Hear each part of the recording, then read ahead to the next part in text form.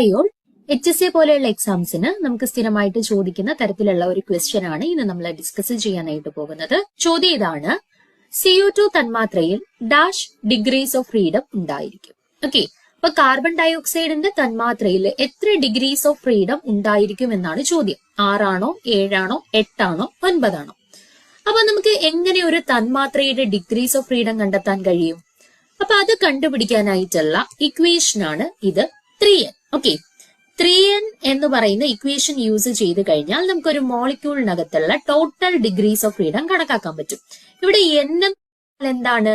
അവിടെയുള്ള total number of atoms ആണ്. Okay, ആ മോളിക്യൂളിനകത്തുള്ള ടോട്ടൽ നമ്പർ ഓഫ് ആറ്റംസ് ആണ് n വെച്ചിട്ട് ഇൻഡിക്കേറ്റ് ചെയ്യുന്നത്. ഇപ്പൊ കാർബൺ ഡയോക്സൈഡിനെ സംബന്ധിച്ചിടത്തോളം നിങ്ങൾക്കറിയാം, ഒരു കാർബണും ഉണ്ട് 2 ഓക്സിജനും ഉണ്ട് അല്ലെ. അതായത് ടോട്ടലി 3 ആറ്റംസ് അവിടെ ഉണ്ട് അല്ലെ. അപ്പൊ കാർബൺ ഡയോക്സൈഡിന്റെ കേസിൽ എന്നിന്റെ വാല്യൂ നമുക്ക് എന്ത് കൊടുക്കാം? 3 എന്ന് കൊടുക്കാം അല്ലെ. അപ്പൊ 3n ഈസ് ഈക്വൽ ടു എന്ത് കിട്ടും? 3 into 3 which is equal to 9. So ഇവിടെ കറക്റ്റ് ആൻസർ എന്ന് പറയുന്നത് ഓപ്ഷൻ ഡി 9 ആണ്. ഓക്കെ, ഒരു എക്സാമ്പിളും കൂടെ നോക്കാം. ഇപ്പൊ നമുക്ക് ബെൻസീൻ ആണ് ചോദിക്കുന്നത് എന്നുണ്ടെങ്കിൽ ബെൻസീന്റെ കേസിൽ അവരുടെ ഫോർമുല വരുന്നത് C6H6 ആണ്. അതായത് ടോട്ടൽ നമ്പർ ഓഫ് ആറ്റംസ് എത്രയാണ്?